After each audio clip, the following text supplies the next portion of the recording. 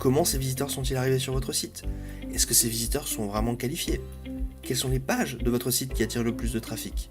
Et surtout, comment pouvez-vous utiliser ces informations pour améliorer votre site internet?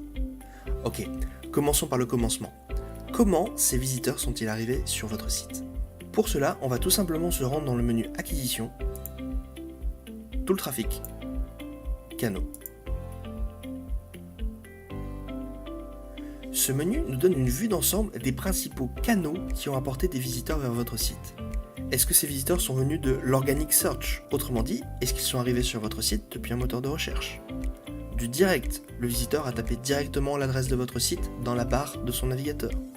Du referral, le visiteur est arrivé sur votre site internet depuis un autre site internet. L'affiliates, le visiteur est venu grâce à un partenaire qui vous a recommandé à lui. Social, le visiteur est arrivé depuis un autre réseau social. Paid search, l'internaute a cliqué sur un résultat payant dans les résultats des moteurs de recherche. Display, le visiteur a cliqué sur une bannière présente sur un autre site internet. Ou email, le visiteur a simplement cliqué sur un lien vers votre site depuis un email. Ce menu est très pratique parce qu'il vous permet de voir en un clin d'œil les volumes de visiteurs que vous ont apporté chaque canal. Mais attention, le web marketing n'est pas qu'une question de volume, c'est surtout une question de conversion. Pour rappel, Google Analytics vous permet de définir des objectifs, c'est-à-dire de préciser à Google Analytics « Voici une action de mes visiteurs que je veux que tu suives précisément ». Quand un visiteur termine une commande, quand un visiteur ajoute un produit au panier, quand un visiteur complète une demande de devis ou complète le formulaire de contact du site. Il est important que vous puissiez comparer les volumes et les conversions réelles de chaque canal. Ok, on va voir pourquoi c'est important avec quelques exemples. Imaginons que l'un des canaux qui amène du trafic vers votre site vous apporte énormément de visiteurs, mais très peu de conversions. Que pourriez-vous en déduire? Eh bien, l'une des premières explications, c'est que le trafic que vous amène ce canal n'est pas vraiment qualifié. D'accord, il amène énormément de visiteurs, mais finalement très peu de conversions. La conclusion serait qu'il faut peut-être investir moins d'efforts sur ce canal. Mais une autre explication est que votre site peut être optimisé pour mieux convertir les visiteurs. Aujourd'hui, il attire beaucoup de visiteurs par ce canal, mais ce qu'ils voient sur votre site ne les convient pas et ils quittent votre site sans convertir. À vous de voir ce que vous pouvez améliorer. Une troisième explication serait que ce canal est avant tout un canal de découverte. C'est-à-dire que les visiteurs vont vous découvrir par ce canal, mais ils feront leur conversion lors d'une autre visite qui viendra après.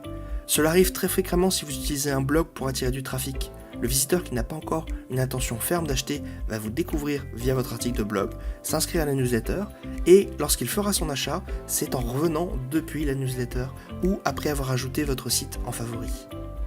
Ok, prenons l'exemple inverse. Imaginons un canal qui amène finalement peu de visiteurs, mais la grande majorité de ces visiteurs convertissent. Que pouvez-vous en déduire? Eh bien, la première explication serait qu'il faut mettre les bouchées doubles. Si vous avez autant de conversions avec si peu de visiteurs, il faut trouver des moyens d'augmenter les visites qui viennent de ce canal. Mais une deuxième explication serait que vous avez atteint un plafond. Par exemple, ce canal est un canal de partenariat, et vous avez déjà signé un partenaire avec les plus gros influenceurs de votre thématique. Comme vous pouvez le voir, il n'y a pas de règle absolue. À vous de regarder chaque situation et de vous poser les bonnes questions pour prendre les bonnes décisions.